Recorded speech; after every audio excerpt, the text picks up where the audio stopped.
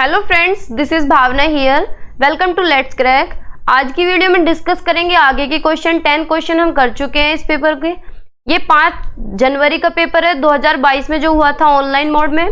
तो चलते हैं क्वेश्चंस को स्टार्ट करते हैं। Question number 11, the ability to use language fluently and flexibly to express one's thinking is a characteristic of dash intelligence in Harvard Gardner's theory. जो भाषा को अच्छी तरह यूज करना जानते हैं, जो फ्लुएंटली बोलते हैं, फ्लेक्सिबली एक्सप्रेस करते हैं लैंग्वेज को, उनके अंदर कौन सी बुद्धि पाई जाती है? तो उनके अंदर लिंग्विस्टिक पाई जाती है। जिनकी भाषा पे अच्छी पकड़ होती है, जो अच्छे से यूज करते हैं, फ्लुएंसी के साथ बोलते हैं, उनके अंदर लिंग्विस्टिक इंटेलिजेंस पाई जाती है। नेचुरलिस्टिक इंटेलिजेंस पाई जाती है फार्मर्स के अंदर। फार्मर्स, इसके अंदर फार्मर्स आ जाते हैं बोटेनिस्ट, इकोलॉजिस्ट इसके अंदर आ जाते हैं। स्पेशल इंटेलिजेंस के अंदर आ जाते हैं आर्टिस्ट, जो इमेजिनेशन के थ्रू ड्रॉ करते हैं चीजें। इंट्रापर्सनल में आ जाते हैं अपनी फीलिंग्स, अपने टेम्परामेंट्स, अपने इमोशंस को समझने वाले। ठीक है, 8 तरह की बुद्धि पे इन्होंने बात की है।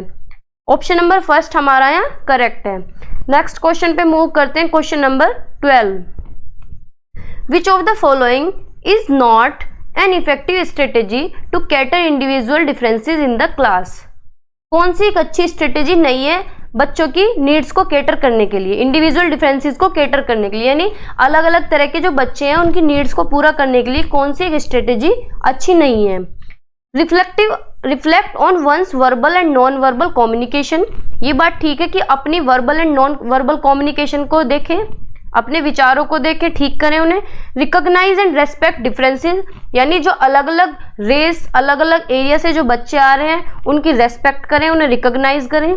यूज डाइवर्स पेडागोजिकल स्ट्रेटेजीज, यानी अलग अलग तरह के शिक्षण शास्त्र यूज करें, यानी अलग अलग तरह की अप्रोचेज यूज करें, अलग मेथड्स यूज करें बच्चों के अकॉर्डिंग। तो तीनों ही ऑप्शन ठीक है। तो एक ही ऑप्शन हमारा बचता है, नोट पूछा, identify deficits in students and correct them, कि बच्चों की कमियां देखें। तो ये बात बिल्कुल गलत है। ठीक है, नेक्स्ट क्वेश्चन पे चलते हैं। Question number 13, on getting a doll as a gift 4-year-old Rahul said, what will I do with this? Boys do not play with dolls, what does this illustrate? गुड़िया मिलने पर 4 साल का राहुल कहता है कि मैं इस गुड़िया का क्या करूंगा, लड़के गुड़ियों से नहीं खेलते। तो ये क्या शो करता है कि लड़के गुड़ियों से नहीं खेलते, तो लड़के गन से खेलते हैं, बस या कार से खेलते हैं, लड़कियां खेलती हैं गुड़ियों से। तो ये क्या है? ये रूढ़िवादिता है जो पहले जमाने से सोच बनी आ रही है। ठीक है, क्या है? Gender stereotype. इसका क्वेश्चन हर बार आता है, हर शिफ्ट में आया है सीटेट के। ठीक है, क्या है ये? जेंडर रूढ़िवादिता, पुरानी सोच। Question number 14, to ensure assessment for learning rather than assessment of learning a teacher should। Teacher चाहती है कि असेसमेंट फॉर लर्निंग हो बजाय के असेसमेंट ऑफ लर्निंग के। तो टीचर को क्या करना चाहिए? असेसमेंट फॉर लर्निंग क्या होता है? Formative assessment. फॉर्मेटिव असेसमेंट, तो फॉर्मेटिव असेसमेंट क्या होता है? जो क्लास के दौरान आकलन होता है, यानी क्लास हो रही है, क्लास के दौरान टेस्ट होना, या तो डे बाय डे होना, या वीकली होना, या मंथली होना, यानी क्लास के दौरान होना। असेसमेंट ऑफ लर्निंग क्या होता है? एंड ऑफ द ईयर होना, यानी जैसे फाइनल एग्जाम होते हैं हमारे लास्ट ईयर में। ठीक है, फाइनल ईयर में जो एग्जाम होते हैं, जो रिजल्ट एक ही बार मिलता है, वो होता है असेसमेंट ऑफ लर्निंग। ठीक है, तो असेसमेंट ऑफ लर्निंग से ज्यादा बेटर जो तरीका है वो असेसमेंट फॉर लर्निंग, यानी फॉर्मेटिव असेसमेंट का। एनईपी भी इसी के लिए कहती है कि जो पहले असेसमेंट ऑफ लर्निंग का मेथड था उसे शिफ्ट कर दिया गया है फॉर्मेटिव असेसमेंट पे। ठीक है, ऑप्शंस पढ़ते हैं। Focus सोलेली on the cognitive capabilities of the learner, कि बच्चे के सिर्फ कॉग्निटिव कैपेबिलिटीज पे ही फोकस करें। तो ये बात तो गलत है, बच्चे के सारे एस्पेक्ट्स पे फोकस करना है। तो ये ऑप्शन गलत है। Incorporate assessment into the daily process of teaching learning, ये बात ठीक है कि डेली बेसिस पे बच्चे की असेसमेंट करें, बच्चे का आकलन करें डेली बेसिस पे। तो ये असेसमेंट फॉर लर्निंग हुआ, यानी रेगुलर हो रहा है असेसमेंट, डेली हो रहा है, वीकली हो रहा है, मंथली हो रहा है, तो वो फॉर्मेटिव असेसमेंट के अंदर ही आता है। Give importance to teaching through the method of direct instruction, कि डायरेक्ट इंस्ट्रक्शन दिया जाए। तो ये बात भी गलत है। Pay emphasis on comparison amongst children to promote competitive spirits, comparison तो हमें करना नहीं है, ना कंपटीशन कराना है, दोनों ही वर्ड नेगेटिव है। तो ये भी ऑप्शन गलत है। ऑप्शन नंबर 2 हमारा सही है। शिक्षण अधिगम की दैनिक प्रक्रिया में आकलन को शामिल करें, यानी डेली बेसिस पे आकलन करें। ठीक है, तो ऑप्शन नंबर 2 हमारा यहाँ सही है। आगे चलते हैं question number 15।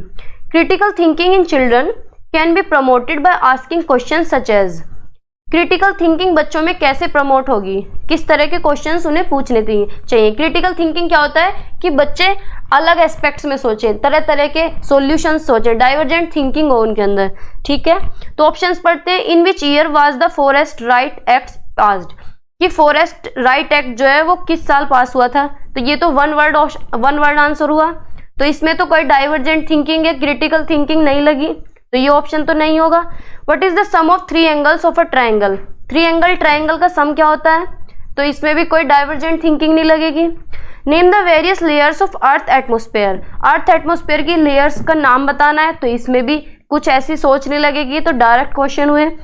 Design an experiment prove that seeds need air for germination, कि एक्सपेरिमेंट करें, डिजाइन करें कि जो सीड्स हैं उन्हें एयर की जरूरत पड़ती है जर्मिनेट होने के लिए। तो ये बात ठीक है, इसमें प्रूव करना पड़ रहा है, एक्सपेरिमेंट करना पड़ रहा है, तरह तरह की थिंकिंग लगेगी बच्चे की। तो ऑप्शन नंबर 4 हमारा यहाँ सही है, ठीक है। बीजों को अंकुरण के लिए हवा की आवश्यकता होती है, सिद्ध करने के लिए एक प्रयोग की रूपरेखा तैयार कीजिए, ठीक है। ऑप्शन नंबर 4 हमारा यहाँ करेक्ट है। Question number 16। In an inclusive setup dash makes reasonable accommodation as per the needs of the dash, किसकी नीड्स है, बच्चों की। तो कौन चेंजेस करेगा इसमें, school. In an inclusive setup school makes reasonable accommodation as per the needs of students, ठीक है, as per the needs of students. तो स्टूडेंट्स कौन से ऑप्शन में है, लास्ट में, इसमें भी नहीं है, इसमें है, तो ये ऑप्शन हमारा ठीक हुआ। इसमें भी नहीं है, इसमें भी नहीं है। हमें ऑप्शंस को एलिमिनेट करना भी आना चाहिए, ठीक है, कि in an inclusive setup school makes reasonable accommodation as per the needs of the student, यानी स्कूल जो क्या है बच्चे की नीड्स के अकॉर्डिंग अपने समावेशन में, अपने शिक्षण शास्त्र में चेंज करेगा, ठीक है। इंक्लूसिव एजुकेशन क्या होता है कि हर तरह के बच्चे एक ही क्लास में, उनकी नीड्स को कैसे कैसे केटर किया जाए, अगर बच्चे को कम दिख रहा है तो उसको उसी तरह का प्रावधान दिया जाए, ठीक है। तो ऑप्शन नंबर 2 हमारा यहाँ ठीक था। Question number 17। Student having dash face persistent challenge in reading the text and comprehending the long passage, बच्चे को पढ़ने में दिक्कत आ रही है पैसेजेस को और टेक्स्ट को, तो उसे कौन से चैलेंजेस, कौन सी बीमारी है, उसे कौन सी डिसेबिलिटी है, तो उसके अंदर डिसलेक्सिया है। क्या है, उसे डिसलेक्सिया हो रही है, यानी उसे रीडिंग डिसऑर्डर है, ठीक है। डिसकैलकुलिया क्या होता है कि बच्चे को कैलकुलेशंस में प्रॉब्लम आ रही है, ठीक है, बच्चे को कैलकुलेशन में प्रॉब्लम आ रही है, ठीक है। लोकोमोटर डिसेबिलिटी होती है, बच्चे को चलने में प्रॉब्लम हो रही है। सेरेब्रल पाल्सी होती है कि बॉडी का बैलेंस नहीं बन रहा है, पोस्चर में दिक्कत आ रही है बच्चे को, किसी भी इंडिविजुअल को, ठीक है। तो ऑप्शन नंबर 3 हमारा यहाँ ठीक होगा, जिसे पढ़ने में प्रॉब्लम है उसे डिसलेक्सिया होता है, पढ़न वैकल्य है। Question number 18। To address the learners from disadvantage and deprived groups a teacher should, जो वंचित ग्रुप के बच्चे होते हैं, यानी डिसएडवांटेज और डेप्राइव्ड ग्रुप के जो बच्चे हैं, उन्हें एड्रेस करने के लिए टीचर को क्या करना चाहिए। Foster a sense of belonging among all students, कि बच्चों के अंदर अपनेपन की भावना को पैदा करें, फोस्टर करें, बढ़ावा दें, तो ये बात तो ठीक है। Highlight the weakness of student in front of all, कि बच्चे की वीकनेस को सभी के सामने बताएं, तो बच्चे की तो बेइज्जती हो जाएगी। Teach these students in a separate section only, कि बच्चों के लिए अलग सेक्शन बना दें, इस तरह के बच्चे अलग सेक्शन में हो तो बच्चों को इन्फीरियर फील होगा, तो ये बात भी गलत है। Use standardize curriculum for all students, कि इस तरह का करिकुलम सेट करें कि बच्चे बिल्कुल डर के बैठे रहें, तो ये बात भी गलत है। फ्लेक्सिबल करिकुलम होना चाहिए, ठीक है, ना ही बच्चे को सेपरेट करना है, ना ही बच्चे की वीकनेसेस को सबके सामने बताना है, बच्चे को इन्फीरियर फील नहीं होना चाहिए, ठीक है। तो ऑप्शन नंबर 1 हमारा सही है, सभी छात्रों में अपनेपन की भावना को बढ़ावा देना चाहिए, ठीक है।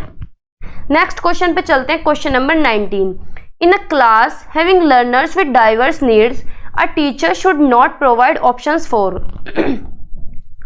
विविध आवश्यकताओं वाले शिक्षार्थी वाली कक्षा में शिक्षक को निम्नलिखित के लिए विकल्प उपलब्ध नहीं करने चाहिए। किस तरह के, किस तरह के ऑप्शंस नहीं प्रोवाइड करने चाहिए, प्रेजेंटेशन ऑफ कंटेंट, ये बात भी ठीक है कि कंटेंट प्रेजेंट करें, कम्युनिकेशन करें और एक्सप्रेशन करें, ये बात भी ठीक है, पर्सपेक्टिव ऑन इंफॉर्मेशन, ये भी ठीक है, स्टीरियोटाइप द लर्नर्स, ये बात गलत है कि टीचर्स को रूढ़िवादिता नहीं शो करनी है कि टीचर कहे कि लड़के तो मैथ लेंगे लड़कियां आर्ट्स लेंगी, तो टीचर्स को इस तरह की सोच नहीं रखनी है अपनी क्लास में, ठीक है। अलग तरह के बच्चे हैं, उन्हें एक तरह से केटर करके चलना है, ये नहीं है कि लड़कियां तो इस फील्ड में जाएंगी और लड़के इस फील्ड में जाएंगे, लड़के फुटबॉल खेलेंगे लड़कियां आर्ट करेंगी, तो ये हमारा स्टीरियोटाइप नहीं चलेगा, ठीक है।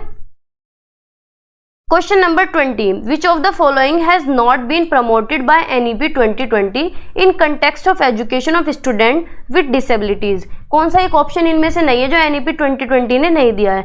Appropriate structure, इसकी भी बात NEP 2020 ने की है कि अच्छा स्ट्रक्चर हो, स्कूल में पानी की फैसिलिटीज हो, 1-on-1 टीचर्स एंड ट्यूटर्स हो, ठीक है, एक टीचर हो और एक्स्ट्रा टीचिंग की अगर जरूरत है बच्चे को तो वो भी देनी चाहिए।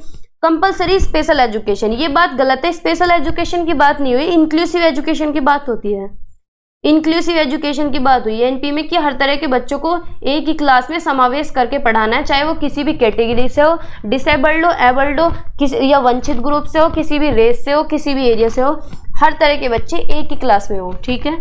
सूटेबल टेक्नोलॉजिकल इंटरवेंशंस, ये भी ठीक है कि बच्चों को नई नई टेक्नोलॉजी के थ्रू पढ़ाना है, प्रेजेंटेशन के थ्रू, विजुअल एड्स के थ्रू, प्रोजेक्टर्स के थ्रू पढ़ाना है बच्चों को, ठीक है। तो ऑप्शन नंबर 3 हमारा यहाँ सही है, नहीं पूछा है। अनिवार्य विशेष शिक्षा, ये बात गलत है, हमें इंक्लूसिव एजुकेशन देनी है सभी बच्चों को, ठीक है। तो आज की वीडियो में इतना ही, मिलते हैं नेक्स्ट वीडियो में। चैनल को सब्सक्राइब करना बिल्कुल भी ना भूलें। Thank you.